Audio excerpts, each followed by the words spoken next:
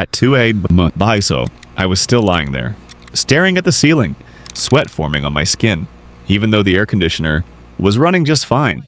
And it was not even that kind of sleeplessness caused by something big. It all came from one very small thing, something almost automatic. Really, I opened my banking app to check my balance, and from that moment on, I could not stop. I kept scrolling down, then back up, looking a little more closely, each time as if one more look might somehow make it feel less wrong. My account balance was not zero. It was not completely drained either, but it carried this deeply uncomfortable feeling, the kind where you look at it and know you are technically still okay, but not okay enough to feel at ease. And if one more thing happened this month, I would have to start thinking harder than I wanted to. I work 8 to 10 hours a day, and my salary is not even that bad. So in theory, everything should be fine. But somehow, around the 25th of every month, I start to feel like I am living on financial oxygen support. Not flat out broke, but just unstable enough to feel that quiet lack of safety. And when I sat down and thought about it, I realized something painful. No one was forcing me to be poor. Most of it came from the way I spent money stupidly. But this kind of stupid was not the impulsive, one-time kind. It was a very systematic kind of stupid. The kind where if you sat down and explained each choice, every single one of them would sound reasonable, maybe even smart enough, but to the point that you would not even see it as a problem. Part 1, blaming the times. And maybe it was exactly because everything felt reasonable that for quite a long time, I truly believed the problem was not me. Because if you looked at the world outside, things really had become harder. After COVID, the cost of living kept creeping up. Salaries did increase, but painfully. Slowly, meanwhile, housing, food, and all the essentials kept rising. Bit by bit, the pressure did not hit all at once. It tightened. Gradually, almost quietly. Then came 2026. News about tensions in Iran, the Strait of Hormuz being affected, oil prices surging, gas prices jumping by around 7%. At one point, reaching their highest level since late 2023. And once fuel goes up, everything else follows. Transportation, food, services. So of course, spending becoming more expensive made perfect sense. And just like that, I had the perfect excuse to comfort myself. Something along the lines of, it's not me, it's macroeconomics, it's geopolitics, and it's the times. We're living in. Anyone in this situation would feel the same. It sounded completely reasonable. Part 2, the dopamine economy. There were days when the pressure built up, when my mind felt overloaded. Even after finishing work, there was still this lingering heaviness. So I would tell myself, I just open my phone for a bit, scroll for a while, clear my head, then go to sleep. But somehow, in a way so natural, I cannot even remember when it started. I would drift into shopping apps. At first, it was just for fun. I genuinely had no intention of buying anything. And yet, somewhere between the flash sale banners, the lines that said only one item left, and those perfectly timed discount notifications, something in my mind began to shift. It was not a clear decision, like, I need this. It was more like a vague feeling that if I did not buy it, I might miss out. And if I did buy it, it would not really hurt. I used to think I bought things because I needed them. But looking back, that was not entirely true. In this era, algorithms understand you more than you think. They know where you pause a little longer when you are bored, when you are more likely to be persuaded, and they place exactly the thing you are quietly tempted by before you even realize it yourself, right in front of you. At the moment, you are most vulnerable. And in that moment, your brain reacts fast, almost no thinking required. Dopamine is released instantly, but not when you use the product. It happens. The second you hit buy, it feels like you have just done something good for yourself. Like you have seized an opportunity you would regret missing. So I kept buying like that every time. Came with its own justification. Sometimes it was the discount. Sometimes the convenience. Sometimes the thought that I'll need it anyway. Each item on its own seemed harmless, even reasonable. At times, I even felt like I was being smart with money. But the strange part was this: when the package arrived, when I opened it, the feeling was nothing like the moment I clicked buy. It became ordinary. Some items even left me wondering why I had chosen them in the first place. The products were still there, but the feeling I thought I was buying had already disappeared long before the delivery arrived. And after all those perfectly reasonable purchases, the one thing that remained the clearest was the bill. Part 3. Credit cards and compound interest. No cash. It did not matter. Just swipe the card. Honestly, I had never really seen it as a decision worth thinking about. It was convenient. It was fast. And most importantly, it never forced me to pause halfway and ask myself whether I should spend or not. At times, I even felt like I was being flexible with money. If I was short this month, I would just cover it and make up for it. Next month, it sounded perfectly reasonable. It felt like I was managing my cash flow, not losing control of it. But something strange started to happen. Over time, everything began to feel lighter, so light that I could no longer clearly feel that I had just spent money.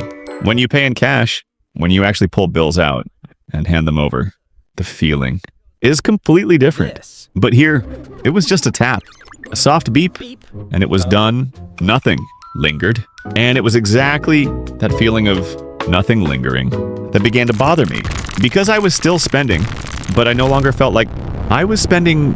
And when you cannot feel it, it becomes very hard to notice when things start drifting off track. Until one day, I came across something very simple. The rule of 72. The math was straightforward. You take 72 and divide it by the interest rate. With credit cards, that rate is often around 24% a year. So 72 divided by 24 equals 3, which means the debt you leave sitting there, if not handled properly, can double in just about 3 years. It still sounded a bit distant, but when I compared it to something more familiar, like savings, where interest might be around 6% a year, it would take about 12 years for money to double. That was when something started to feel off. It was still money, but one side was growing painfully slowly. The other side was growing much faster. And that faster growing side was the one I owed. That was when I realized something uncomfortable.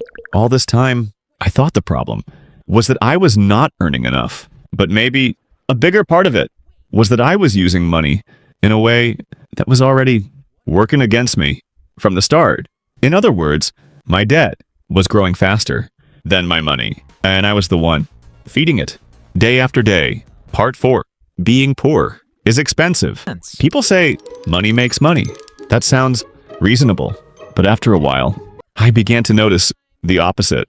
Not having money is not just about having less, it is about losing even more. Once your balance drops below a certain point, fees start to appear. First, maintenance fees, then late fees, if you are just slightly off, then overdraft fees. If you cross a small threshold you did not even notice. Before, there was a time when I was negative just $1, a number so small it felt almost meaningless. And yet, right after that, I was charged $30 in fees. At the time, I simply thought, well, I made a mistake, so I have to accept it. But after it happened a few times, it stopped feeling like bad luck. It started to feel like the system was working exactly as it was designed. As if, even when you are not making big mistakes, it still finds ways to take more from you. In other words, once your account gets low enough, you almost inevitably start losing more money, not because you are spending more, but because you no longer have enough to avoid those losses. And the loop is tight. The more fees you pay, the lower your balance becomes, the lower it gets, the easier it is for more fees to appear, and it keeps repeating. That was when I finally understood not having money is not just about lacking money. It is about being in a state where even a small disruption, a broken vehicle, a minor illness is enough to leave you with no real choice but to rely on high-interest debt. And from there, the loop closes, which means not having money is not just about having less, it is about losing more. Exactly. The way the system is designed to work. Part 5, the sunk cost trap. I once bought a gym membership. At the time, I was fully committed. I truly believed that this time would be different, that I would train. Seriously, that I would change, that I would not quit like before. But after about 3 weeks, I stopped going. There was no big reason. I just stopped. One missed day turned into another, and then it quietly became a habit. But I did not cancel the membership, not because I was still using it, but because I did not want to waste the money. So I kept paying every month for something I no longer used. And in my mind, it still felt reasonable. If I canceled, it meant the initial cost was completely lost. But if I kept it, at least there was still a chance I might go back later. I realized I was not the only one who did this, and it has a very simple name: sunk cost. Once we have invested money into something, we tend to hold on, not because it still makes sense, but because we do not want to admit that the original decision might have been wrong. And this is not just about a gym membership. It repeats itself in many other areas, especially with money, where every decision feels reasonable at the moment. We make it like holding on to a losing investment and hoping it will turn around. Part 6, spending for image. There were many times I did not spend money because I needed to, but because of a feeling. That was hard to name. I would see others traveling, upgrading their lives, eating at places that looked well put together. I was not exactly jealous, but I was not completely at ease either. It was more like I did not need to be better than anyone else, but I also did not want to look like I was falling behind. And that idea of being just a little better sounded harmless. So when I spent money, it never felt wrong. Each purchase came with its own reason. Sometimes it was a reward. Sometimes it was for the experience. Sometimes it was simply, I'll need it anyway. If you looked at each expense on its own, nothing seemed worth questioning. But over time, I started to notice a pattern. I was not spending to clearly improve my life. I was spending to feel like I was not falling behind. And that feeling never lasted. So I had to repeat it again and again. Then the bills would arrive, and I would avoid looking at them, not because I did not know they were there, but because once I looked, everything would become clearer than I wanted it to be. So the easiest thing was to leave it unopened, as if not seeing it meant it had not happened yet. That was when something uncomfortable became clear. I was not really spending money on my life. I was spending money on how my life looked in the eyes of others. In other words, I was not spending to live better. I was spending to appear not worse. Part 7. I'll deal with it tomorrow. It turned out the biggest problem was not how I was spending money, but how I kept letting things pass without ever truly dealing with them. There was always this quiet feeling that I would take care of it. Just not now. I still thought about budgeting, saving, investing. Sometimes I even opened those apps or documents, looked at them for a moment, and then closed them again. Because in my mind, there was always a very soft sentence, one that did not sound dangerous at all. I'll deal with it tomorrow. It sounded completely normal. Almost everyone says it. And each time I said it, I felt a little better, because at least I had not given up. I just was not doing it yet. But that not yet never disappeared. It repeated itself over and over again. And every time, I chose something easier. Fuck a scroll a little more. Watch one more video. Anything but opening the thing I knew I should open. Dealing with the thing I knew I should deal with. At some point, I realized the problem was not that I did not know what to do. It was that I kept postponing the uncomfortable part, where trading it for something easier in the moment. And when things started to become a little clearer, I saw the real cost of procrastination. It was not in the present. It was in the way I was slowly pushing all that responsibility onto a future version of myself. In other words, I was taking money from my future to spend in my present. Conclusion, a quiet realization. Writing these lines was not comfortable. The more I wrote, the more something inside me felt slightly off. But at the same time, things became a little clearer. Not all at once, but just enough to notice something I had been overlooking for a long time. Because if you look at the world outside, it is true. Life is more expensive. Now, that part is undeniable. Prices are rising. Living costs are increasing. Everything has its reasons. So feeling a bit more pressured makes sense. But at the same time, when I looked back at my own decisions, I could not point to a single one. That was obviously wrong. Every expense had a reason. Each one felt reasonable at the moment. None of them seemed stupid from the start. And yet, when all of those reasonable choices stood next to each other, somehow they no longer felt reasonable at all. And maybe I had been getting used to that feeling for far too long.